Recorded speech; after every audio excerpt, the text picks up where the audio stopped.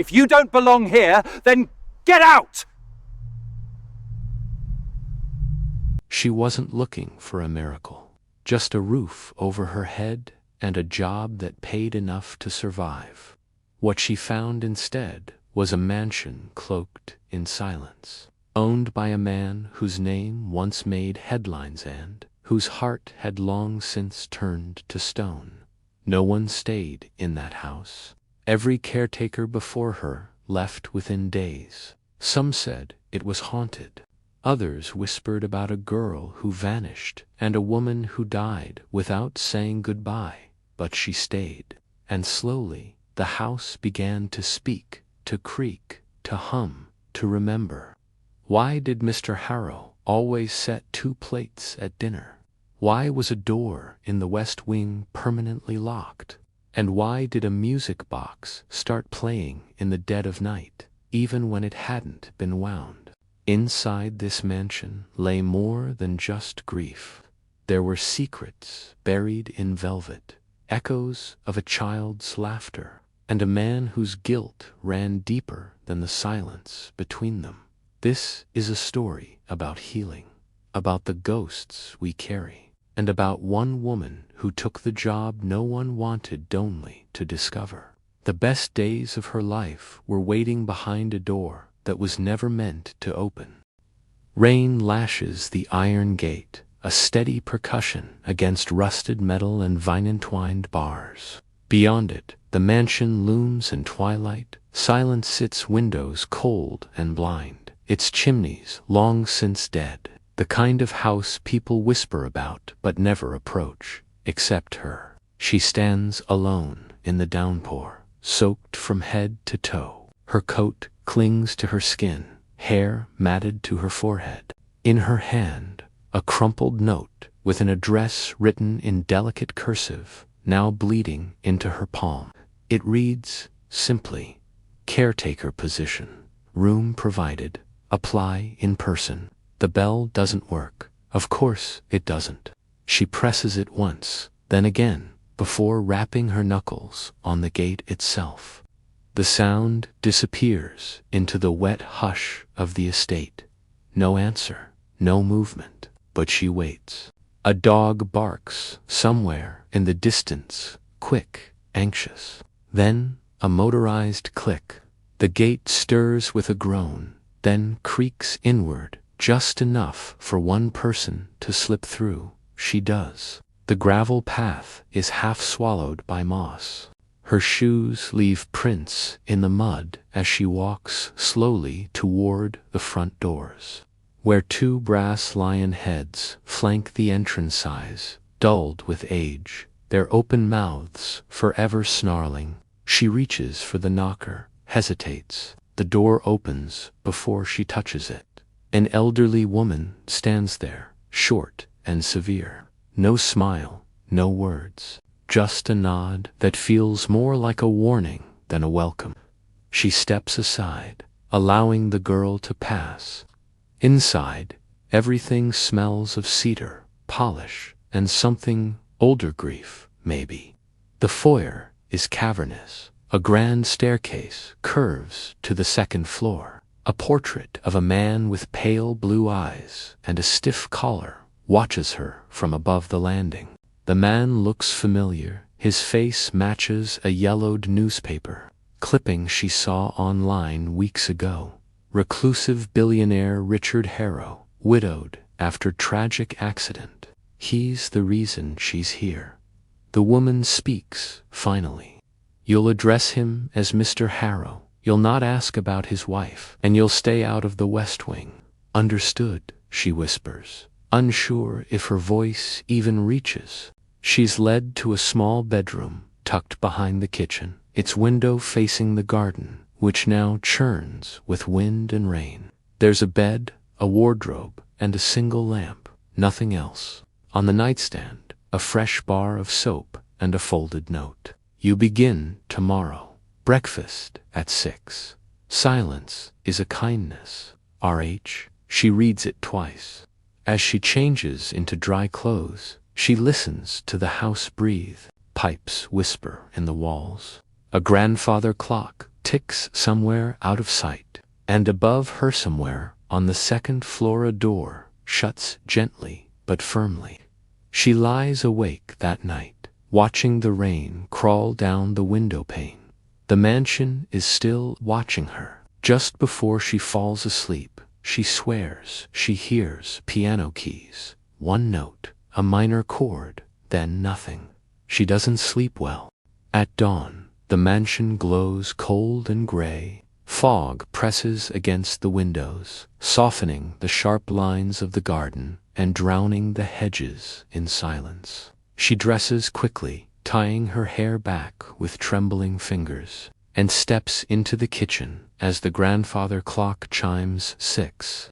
The old woman Ms. Thorne, she learns, waits by the stove. She doesn't offer a greeting, only gestures to the apron on the hook.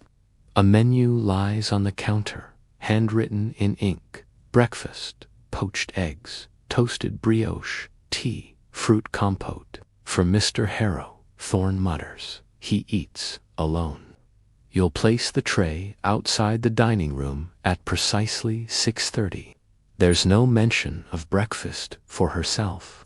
She prepares the meal with quiet, deliberate care. The kitchen is spotless, every copper pot hanging in perfect alignment, every spice labeled in neat cursive.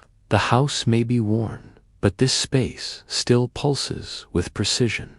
At 6:30 sharp, she walks the tray down the corridor.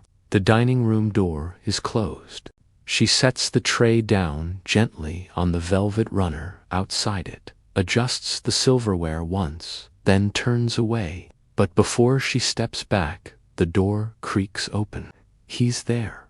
Mr. Harrow sits at the far end of the long table, half-lit by the cold morning sun filtering through the tall windows. He wears a charcoal sweater, his silver-streaked hair slightly disheveled. His hands rest on the table, motionless. He doesn't look at her, not directly, just a flicker of his gaze, peripheral and unreadable. "Good morning," she says, unsure if she should. Nothing, no nod, no acknowledgement. She leaves without another word, but something about his stillness lingers behind her like a sculpture carved to remember someone who once loved but forgot how. The rest of the day passes in shadowed rhythm. She dusts the library, where half the books are untouched and the other half are dog-eared at random. Points pages, frozen mid-argument or mid. She changes the sheets in a guest room that hasn't been used in years, judging by the faint outline of a suitcase still imprinted in the carpet. She sweeps the south hallway, where a chandelier hums when the wind hits the window panes just right. By late afternoon, she begins to understand the house's mood. It's not cruel, not truly, just suspended, like it's waiting for something.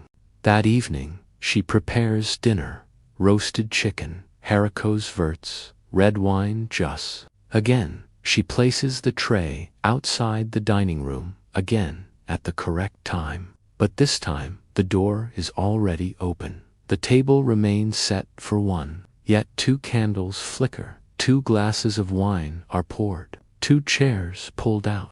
He sits at the head, his fork resting beside his untouched plate.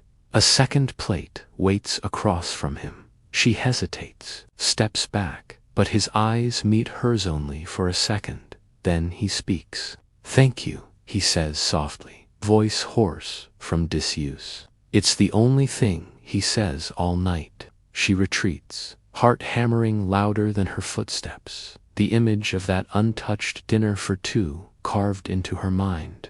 That night, as she lies in bed, she thinks of the place settings. 2 plates, 2 glasses, 2 candles, but only one person left breathing in that house. Outside her window, a light glows faintly in the west wing. The part of the mansion no one speaks of, the part with the locked door. It stays lit until dawn. The next morning brings sun for the first time. Light spills through the kitchen window, in thin golden slats, illuminating the dust motes that drift like ash. She prepares breakfast, as always quiet hands, careful steps, eggs just shy of overdone. When she brings the tray to the dining room, the door is slightly ajar. Inside, Mr. Harrow sits at the table, staring not at the food, but at a chair across from him. "Leave it open," he murmurs, eyes still fixed forward. "From now on." She nods, then backs away. But as she turns, she catches it. A flicker of movement beneath the table. Not feet, a hand, reaching down, retracting, as if smoothing a skirt that wasn't there. Later that day, she explores the main parlor space, neither fully elegant nor entirely abandoned. Velvet drapes sag like tired lungs. A record player stands in the corner, gathering dust beside a stack of forgotten records.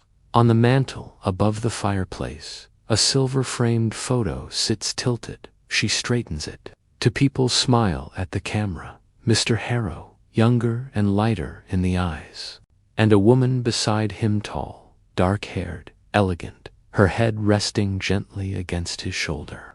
The kind of woman who could silence a room just by walking into it. But her face has been vandalized. The photo's glass remains intact, yet her eyes, just hers, have been carefully scratched out with something sharp. She sets the frame back, gently. That night, after dinner, she tiptoes into the parlor again. The record player still sits untouched, the silence inside the room loud enough to press against her chest. On impulse, she lifts the lid, the needles still in place. She selects a record, at random, no label, just a faint fingerprint smudge on the edge, and sets it down, crackling. Then music, a waltz, soft, sad. It plays like memory. She doesn't realize he's behind her until she hears the click of his cane against the wooden floor. He doesn't speak, doesn't stop her, just stands there, still as shadow. "I'm sorry," she whispers, reaching to turn it off. But he lifts a hand. "Let it play," so she does. They stand in silence as the music winds down, one haunting violin stretching across time. When it ends, he turns and leaves, his steps echoing down the hallway like something unfinished. She's left alone, but not entirely. The song lingers. So does the question. Why scratch out the eyes of someone you once danced with? The next morning, she finds a pair of wine glasses in the sink, both used. One bears a faint trace of lipstick. Rain returns the following afternoon, not with thunder, but with the kind of slow, persistent drizzle that makes the walls seem closer, the halls narrower. The house feels more alive on wet days, like it remembers. She moves quietly through the west hallway, mop in hand, when something unusual draws her eye. A faint trail of muddy footprints. Small, delicate, almost barefoot. They begin at the base of the servants' stairs and vanish halfway toward the west wing. She kneels down. The prints are too small to be Mr. Harrow's, and Thorne always wears orthopedic shoes with a hard heel. These are different, lighter, almost childlike. "Ms. Thorne," she calls gently. But there's no answer. That night, the rain grows heavier, and wind lashes the windows. Her room is cold. Despite the fire she manages to coax from the stubborn hearth, she tucks herself into bed with a book she found in the librarian's old collection of poems, most pages unmarked, but one dog-eared halfway through.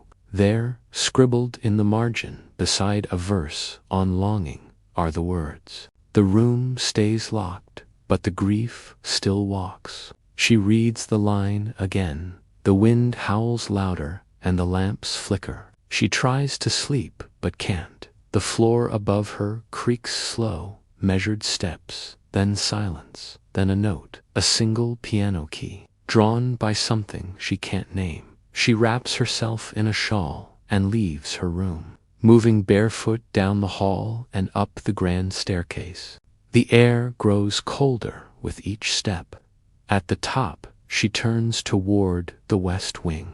The hallway is unlit. At the end stands a door she's passed many times but never dared approach. Carved wood, brass handle, a thin line of light seeps from beneath it. Her hand reaches for the knob, hesitates, then turns. Locked. She presses her ear to the wood. No sound, not even breathing. But when she leans back, she notices something. A faint smudge on the doorframe. Pink, dusty, like powdered makeup. She steps back slowly. In the morning, everything looks normal again. The muddy prints are gone. The west wing, quiet as always. But as she sweeps the staircase later that day, she sees something wedged behind a potted fern at the landing. A single ballet slipper. Child-sized, pale pink, damp at the toe. She holds it in her hands, heart pounding. Who left it there? And why does it smell faintly of violets? The day begins with silence, but not the peaceful kind.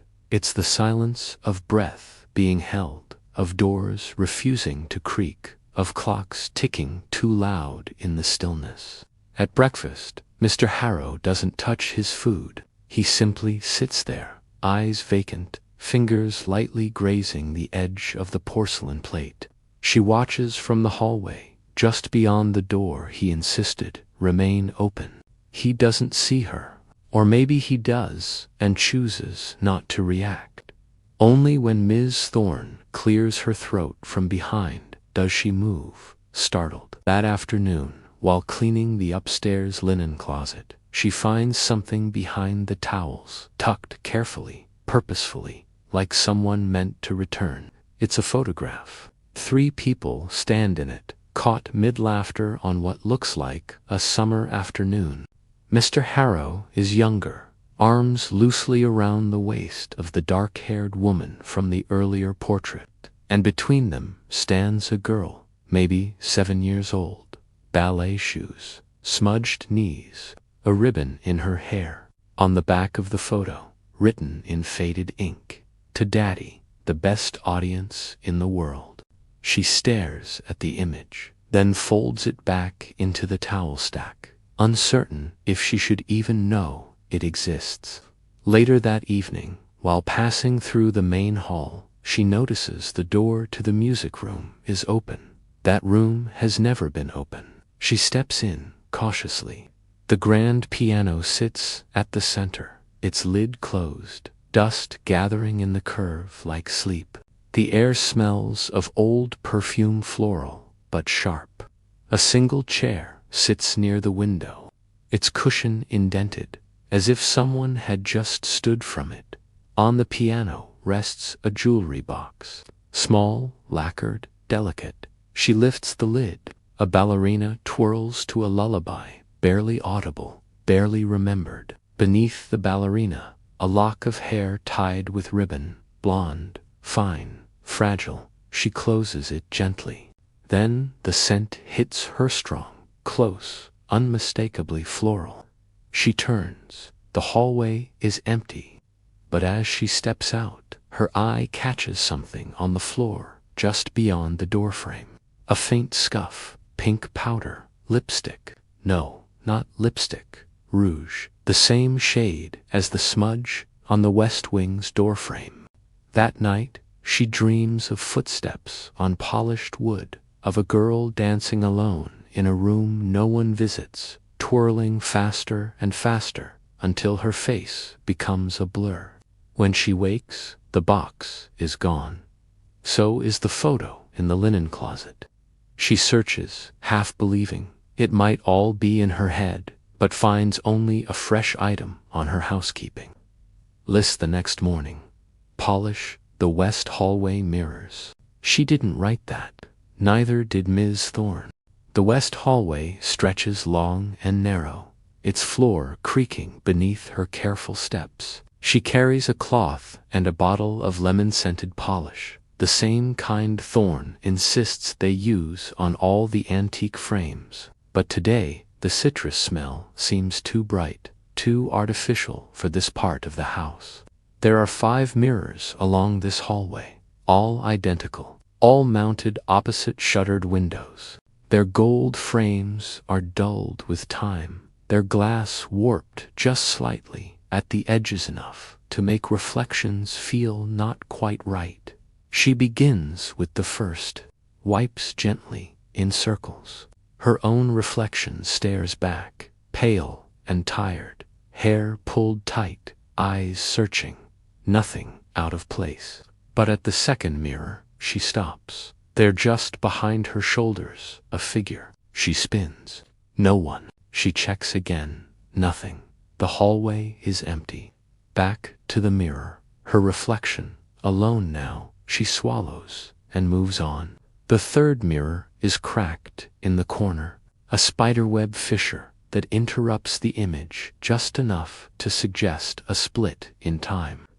She wipes it clean, and again a flicker of motion in the glass. This time, low to the ground. A child, perhaps, bare feet, fleeting. She doesn't turn around. She just keeps cleaning. At the fourth mirror, her cloth catches on something, a streak of red. Not polish, not rust, lipstick, smeared diagonally across the bottom corner, as though a mouth had brushed it hurriedly, or someone had leaned in too close while whispering. She stares at the smear, then sees it, on the glass, faint but clear in the right light, a fingerprint, small, pressed near the frame, almost at child's height. She reaches out her hand, places her fingers beside it, too small to be hers, too fresh to be old. The fifth mirror is the largest, flanked by 2 unlit wall sconces. As she approaches it, she feels the shift, temperature, air pressure, something unseen. This mirror reflects the entire hallway behind her. She sees nothing at first, just her. Then, a door. The west wing door closed for weeks is now ajar. Her breath catches. She turns. The door is closed. She looks back in the mirror, still ajar. She walks toward the west wing. Each step is slow, deliberate. The door looks just as it always has: polished handle, ornate carvings, quiet menace. She tests the knob. It doesn't move, but the scent returns violets and something older, more sorrowful. The same scent from the slipper, from the piano room, from the night she heard the music. Behind the door, a sound, something soft, almost a whisper. She leans closer. A girl's voice, barely audible. "You're late." She stumbles back, drops the cloth, and runs back down the hallway, past the mirrors, past the portraits, into the kitchen, where the lights feel safer. Thorne looks up from her tea, but says nothing, just watches. That night, her dreams return. The girl twirls again. This time, she is crying, and at her feet, in the darkened room, lies the same photograph, but now the girl's image is missing. Only the parents remain, smiling, unaware.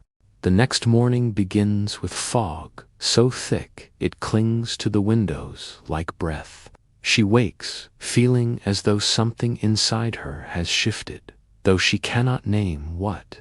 Her steps are slower now, her gaze more cautious, like someone being watched, but unsure from where. As she moves through the house, the familiar tasks feel different. The sheets she changes are too warm, as if someone has only just left the bed. The windows she opens let in air that carries a scent, again violets, lingering like a ghost's sigh. In the laundry room, tucked between piles of folded linens, she finds something that shouldn't be there. A voice recorder, small, old, the kind with a red button and a scratched label that reads simply, E. She hesitates, then presses play, crackling static. Then, I don't want to go, Daddy. I don't want to leave the house. A pause, then Mr. Harrow's voice, unmistakable, but gentler, younger. You'll only be gone for a few weeks, sweetheart. Mommy just needs some rest. The static returns. Then a third voice, softer, female. Promise me you won't lock the door. Click, the recording ends. She stares at the device, unsure whether to hide it or leave it where she found it.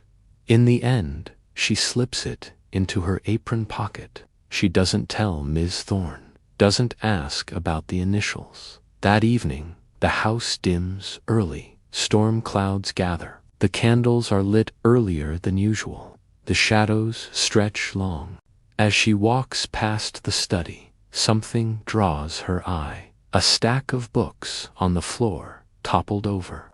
They weren't there earlier. She kneels to restack them and notices a slip of paper sticking out of one. A torn page from a notebook. Child's handwriting. West Wing is mine, only mine. Don't go in. She folds the paper and tucks it into her apron beside the recorder. She doesn't know why, but it feels wrong to leave it there. At dinner, the second plate returns. Mr. Harrow eats slowly, deliberately. Across from him, the chair is pulled out again, though no one has sat there in years. She watches from the threshold. His hands tremble as he lifts the fork. He glances across the table, eyes unfocused, as if listening. Then he speaks. Did you get my message? No one answers. He looks down, ashamed. She can't bear it. That night, as thunder shakes the glass, she lies in bed, clutching the recorder. She doesn't press play again. She doesn't need to. The voices echo in her mind, circling like rain in a barrel. At 3:14 a.m., a sound wakes her. A knock, not on her door. On the door across the hall, the one to the locked storeroom. She rises slowly, heart loud in her chest.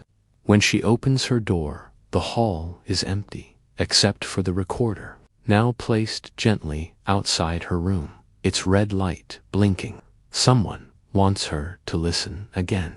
She doesn't press play right away. Instead, she kneels before the recorder on the floor, watching the red light blink like a heartbeat. Something about the way it's been placed deliberate, careful unnerves her, more than the knock itself. She waits. Nothing moves in the hallway. No wind through cracks. No pipes hissing. Just silence. Then she picks it up, closes her door, and sits on the edge of the bed.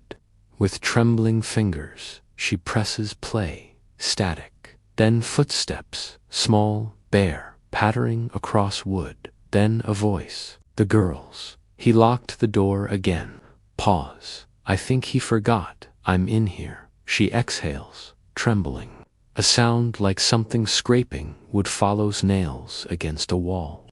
Then the tape cuts off abruptly. When morning comes, she doesn't speak to Ms. Thorne, doesn't ask questions. There's something about this story that no one will tell her. Something heavier than grief. She brings Mr. Harrow his breakfast. As usual, he doesn't acknowledge her until she turns to leave. You found it, didn't you? She freezes. Excuse me, sir? He doesn't look up, just says, quietly, the recorder. She doesn't answer, not directly. I didn't know, she says. Instead, there was a little girl. Silence. Then, barely above a whisper. Her name was Clara. He closes his eyes. She died here, or maybe she disappeared. Sometimes I don't know which. That night she avoids the West Wing, tries to stay in the lit parts of the house. But something draws her to the grand staircase around midnight. A sound, or a feeling. The chandelier is swinging gently, though no wind blows, and at the top of the stairs, a door is ajar. The West Wing open. She ascends slowly. bare feet on cold steps. The air grows colder as she nears the top, and the scent of violets returns, cloying now. Inside, the room is dim, untouched, a child's bedroom. Tiny ballet shoes neatly placed under a white canopy bed. A cracked porcelain doll on the shelf. A bookshelf lined with worn fairy tales. And in the center of the bed, a stuffed bear, missing one eye, its stitched mouth curved in a permanent, unsettling smile. She steps inside. The door creaks shut behind her. She spins, but no one's there. She turns back to the room and sees the music box on the vanity table, the same one from the piano room. But this time, it's open and playing. She didn't wind it. Her breath catches in her throat. On the mirror above the vanity, someone has written in the fog, "Don't forget me." Below it, the photograph. Mr. Harrow, the dark-haired woman, and now the little girl, is missing, torn away. Only the outline of her dress remains. She stares until her vision blurs. Then she runs back to her room, locks the door, pulls the covers over her head like a child. And still, through the floorboards, she hears dancing, soft steps, a faint waltz. The child who disappeared door never left. Morning comes, but it doesn't feel like morning. The sun is hidden behind a wall of clouds, so thick the entire house remains dim, the kind of gray that makes you forget how light ever felt. She moves through her chores with hollow precision, cleaning, folding, wiping, never quite present. The music box melody lingers in her ears like a memory she doesn't own. When she brings the breakfast tray to Mr. Harrow's door, she finds it already open. He stands by the window in a dark wool coat, staring out into the garden where the fog clings to the hedges like moss. "I saw her," she says quietly. His shoulders tense, but he doesn't turn. "You think she's a ghost?" She hesitates. "Isn't she?" A long silence. "I don't know anymore," he says. "There are days I think I hear her laugh, and other days I forget what her voice sounded like." She sets the tray down gently on the table. Her hands are shaking. "There are things in this house that want to be remembered," she says. He turns at last, eyes hollowed by something deeper than age. That's the cruelest part. Grief doesn't just haunt a place. It makes it breathe differently, makes it echo. She doesn't ask about the woman in the photo. Not yet. That afternoon, she steps outside for the first time in days, into the overgrown garden behind the house. The air is damp and heavy, the hedges wild, the roses unpruned. Beneath one of the larger trees, she notices a worn path of flattened grass-like something small has been pacing there, over and over. She follows it to the base of the tree. There, beneath the roots, is a small wooden box, child-sized, nailed shut. The wood is split with age. She doesn't open it, but beside it, tucked into the earth like an offering, is a velvet ribbon, pale pink, damp from the ground, still fragrant. She brings it inside, washes it carefully, and places it in the top drawer of her vanity. That night, thunder rolls through the house like distant footsteps. She wakes to the sound of soft tapping. Not a knock this time, just gentle fingers against glass. She rises and opens her window. Nothing but rain and wind. But when she turns around, she finds something resting on her pillow. A paper swan, folded perfectly, crisp edges, childlike, and inside it, a single word written in pencil. "Remember." She unfolds it slowly, smoothing the paper flat. There's something drawn beneath the word, a rough sketch of a door. The door to the west wing, with one detail she never noticed before. A keyhole hidden in the woodwork beneath the doorknob. She rushes back upstairs, lantern in hand, heart pounding, kneels before the door. Yes, there it is, a tiny, ornate keyhole, carved so subtly it disappears in shadow. She never saw it before. She doesn't have the key, but someone wants her to look. And in her drawer, now beside the ribbon, rests the music box, closed again. Yet when she lifts the lid, the bear is inside, and it's smiling. The bear wasn't there yesterday, she's sure of it. Last night, the music box was empty, just the ballerina spinning, soft and tragic. Now the one-eyed bear sits inside, hunched into the velvet-lined cradle, as if he's always belonged there. She doesn't touch it. She closes the lid with care and places the box back in the drawer. But something about the way the bear grins a stitched, permanent smile makes her hands feel cold for hours. Downstairs, the air is oddly warm. Mr. Harrow sits in the parlor, the fire lit for the first time in weeks. He doesn't seem surprised to see her. He's holding a letter. "I used to read to her here," he says, voice low, "right by that hearth. She never liked the endings of stories, always wanted to change them." He holds the letter out. She takes it. The paper is brittle, yellowed at the corners. A child's scrawl fills the page. "Dear Daddy, I'm not mad at you. I know you didn't mean to forget me. I was just playing. I didn't know Mommy was watching. I love you, even if I'm not home anymore." At the bottom, a heart, lopsided, crayoned in red. She looks up. Mr. Harrow stares into the flames. "We found it under her bed, after," his words fracture. "She used to dance in the hallway, all the way down the west wing. Her slippers used to squeak on the floor. I told her not to run, that the wood was old, that the balcony railing wasn't stable." A long pause. "I heard her laugh," he says, then the silence. Outside, the wind picks up. That night, she walks the west hallway again. She follows the cracked floorboards to the door, and this time she has a key.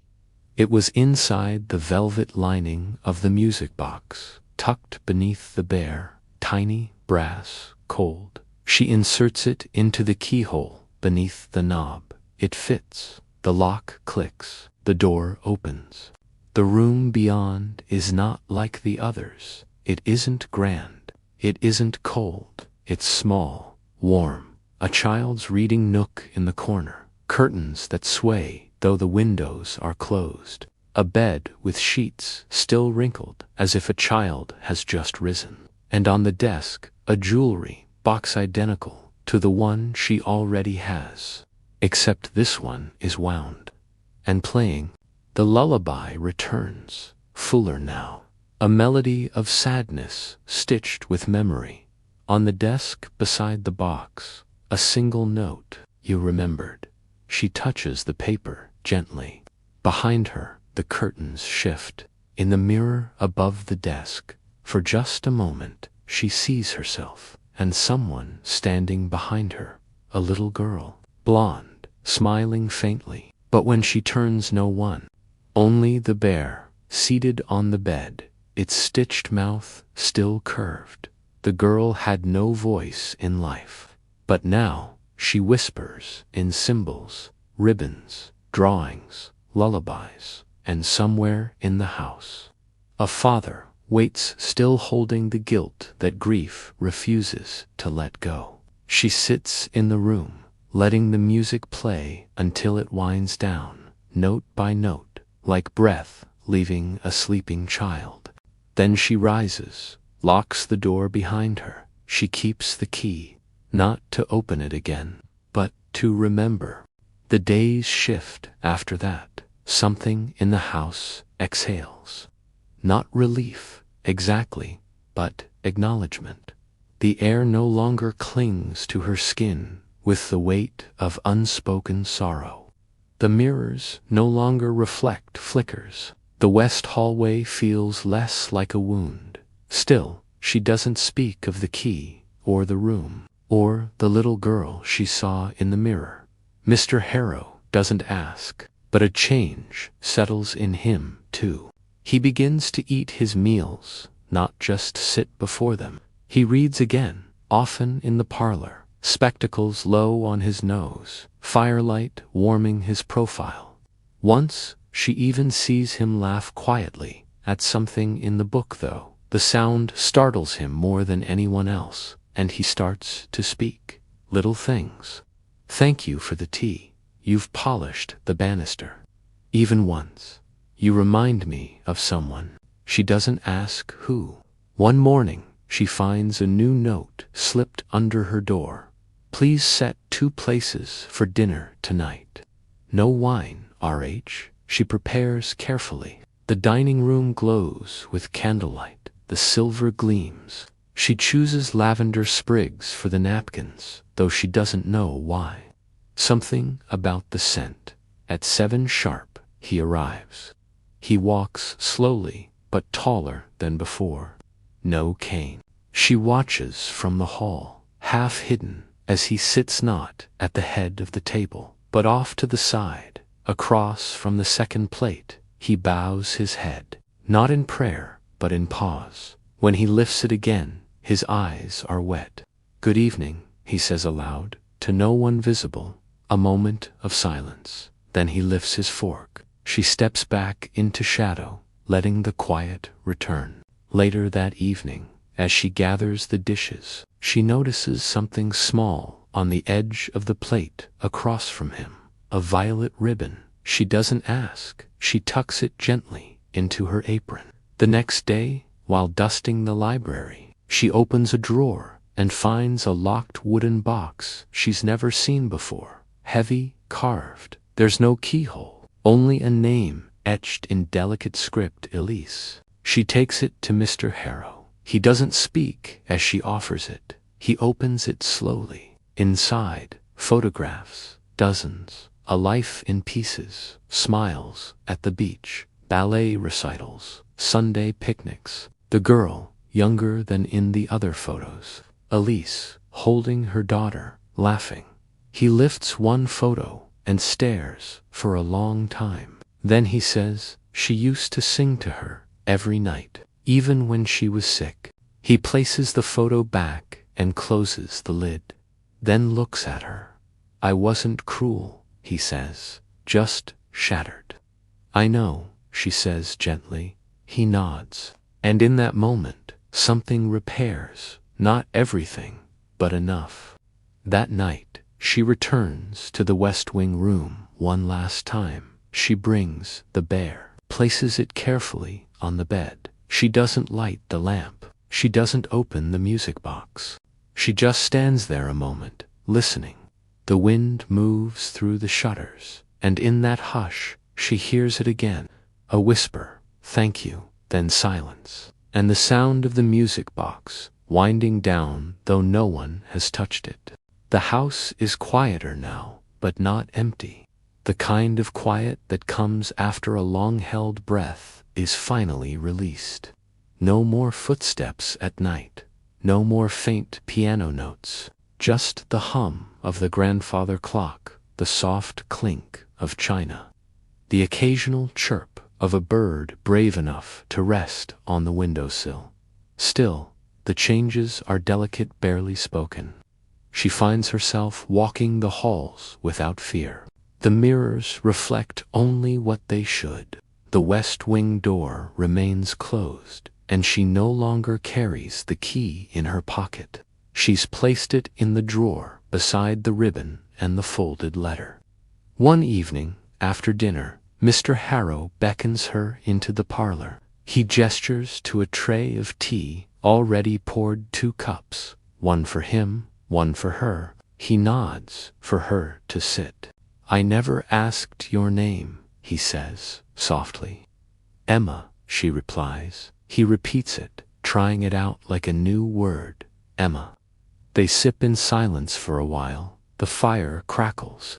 A rainstorm gathers outside, gentle at first, then louder. There was a time I wanted to burn this house to the ground, he says, without looking at her. I believe you, she replies.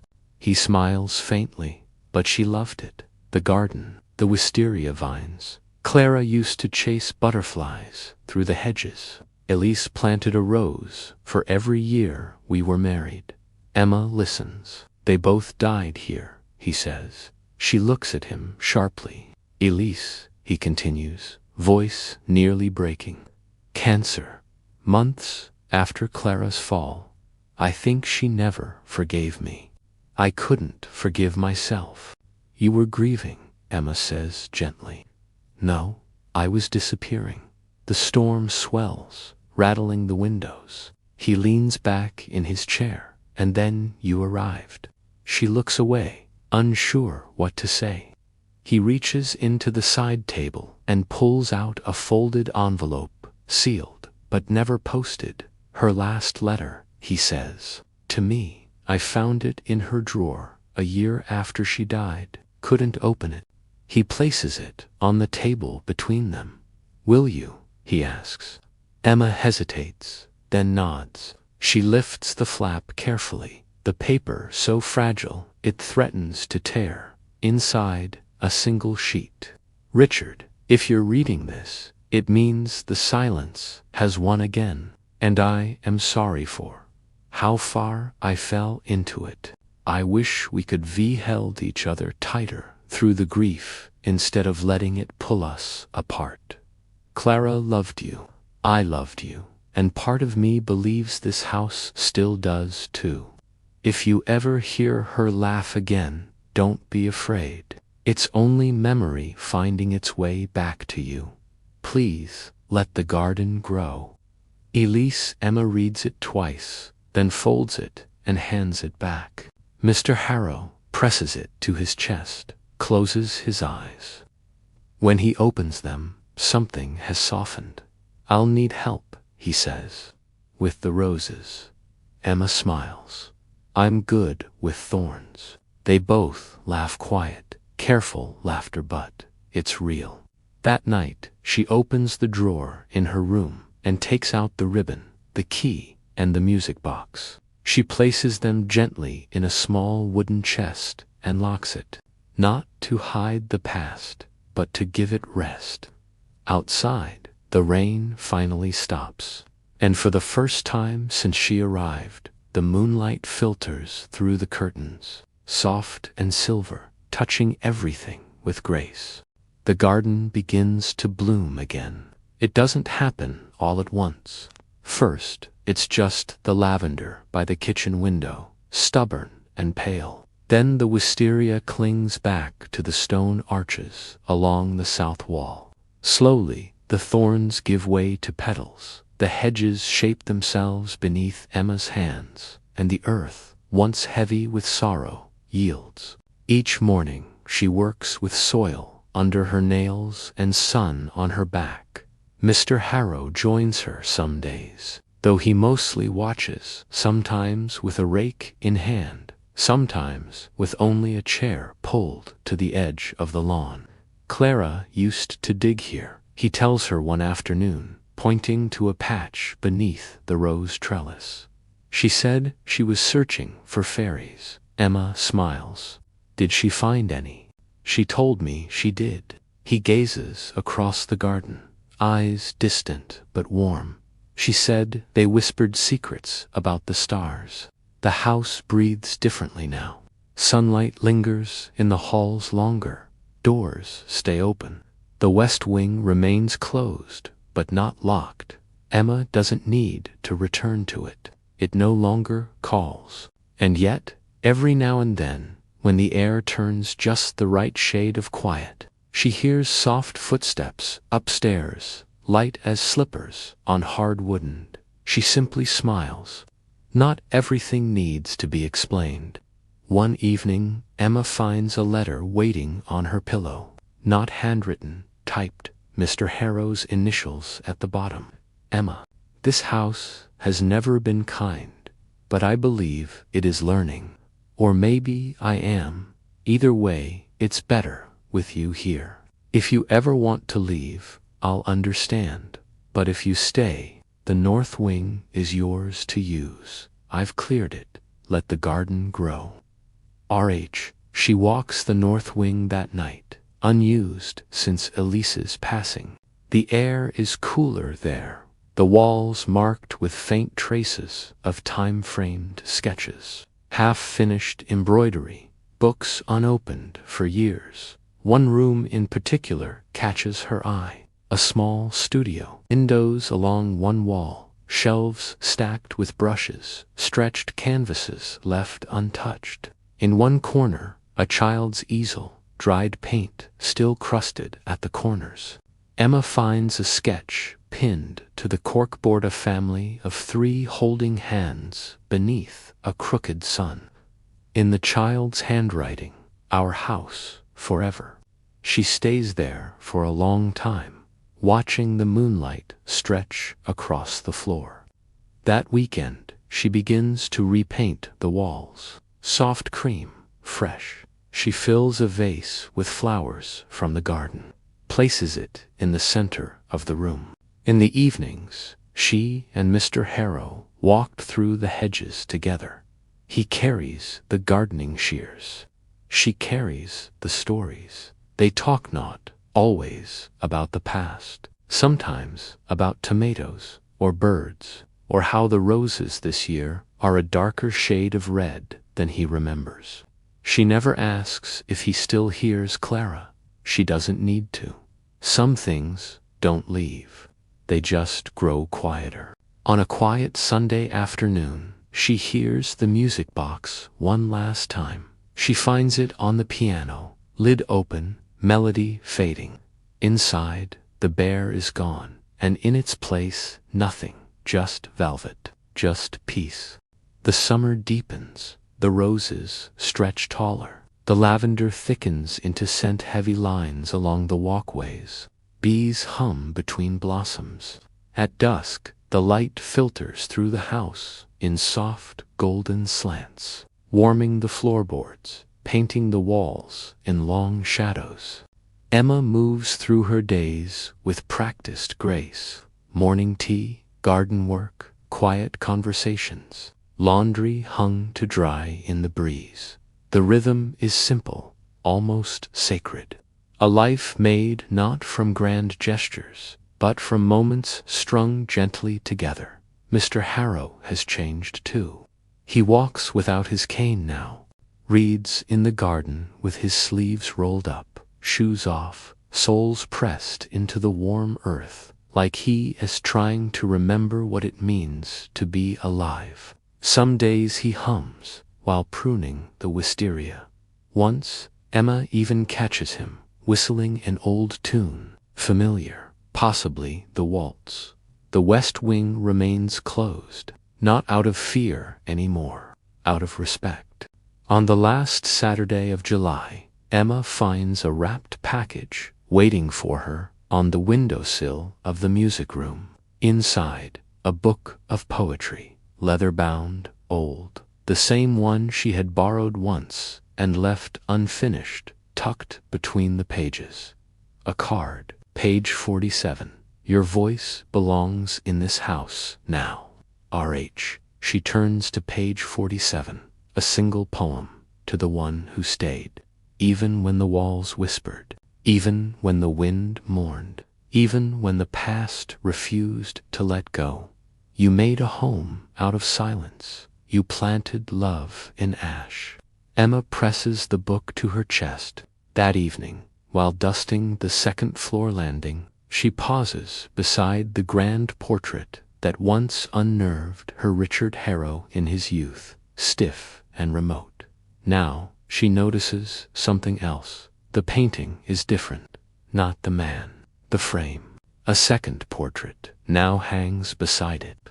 A woman, dark-haired, serene, her hand resting on the shoulder of a young girl in a white dress and slippers. Clara. Neither are smiling widely, but there's light in their eyes, a shared expression of softness. It hadn't been there before. She doesn't ask who commissioned it, but she lingers in front of it that night, long after the lamps are out. At midnight, a soft breeze moves through the house. The windows are all shut.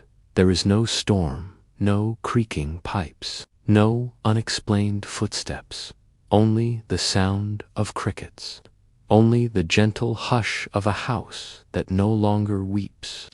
Emma returns to her room, her reflection steady in the mirror, her shadow unaccompanied, and on her pillow, folded once, is a scrap of music sheet paper. One bar of melody, just for notes, the beginning of the lullaby, handwritten in a child's pencil. She lifts it, smiling faintly. No fear, only memory, only a name carried gently into the future. Clara. The summer ends without ceremony. No dramatic rainstorm, no falling leaves, just the subtle shift in air, the hush that settles over the garden like a blanket drawn tight. The roses grow tired, the lavender fades from violet to gray, and still the house remains quiet but not empty. On a crisp morning in early September, Emma stands at the edge of the garden, fingertips grazing a dry vine. The sky is pale blue, the kind of sky that belongs to endings. She senses it before she knows it. Something is closing, not tragically, just naturally. Inside, Mr. Harrow sits at the grand piano. He doesn't play, he never does, but his hands rest on the keys, still and reverent. She watches from the doorway. "I was afraid this house would always feel like a tomb," he says. She walks slowly to stand beside him. "It isn't," she replies. He nods. "Because of you." They sit in silence for a while. The light through the tall windows rests gently across the floorboards. "I've been thinking of reopening the West Wing," he says. She doesn't respond, not right away. Finally, she says, "Maybe don't." He turns to her, surprised. She smiles. "Some doors are better closed. Not because of pain, but because what's behind them has been honored." He considers this, then nods. Once, that afternoon, they take down the heavy curtains in the front parlor. Dust plumes into the air, like old breath being released. Sunlight floods in. The stained glass windows scatter soft colors across the floor. Emma sweeps it all, dust, memory, shadow into the corner. They eat dinner in the garden that evening. Simple food, a linen cloth, 2 glasses of tea, no wine. On the table between them, a small vase of pale pink roses. "She'd like this," he says. Emma looks up. "Elise." "No," he answers. "Clara." The silence between them is easy now. At twilight, as they begin gathering the dishes, something catches Emma's eye, a single swing of the garden gate, opening without touch. She turns. No one there, but she hears it. A soft laugh, high, faint, familiar, carried on the breeze, like something both real and not. Mr. Harrow hears it too. He doesn't look alarmed. He just closes his eyes and breathes in deeply. "She's not stuck," he says. "She was waiting." Emma folds the napkin in her hands, slowly. "And now?" she asks. "She's free." They stand in the garden until the sky turns violet. Neither of them speak again. But as they turn back toward the house, Emma glances once more toward the gate.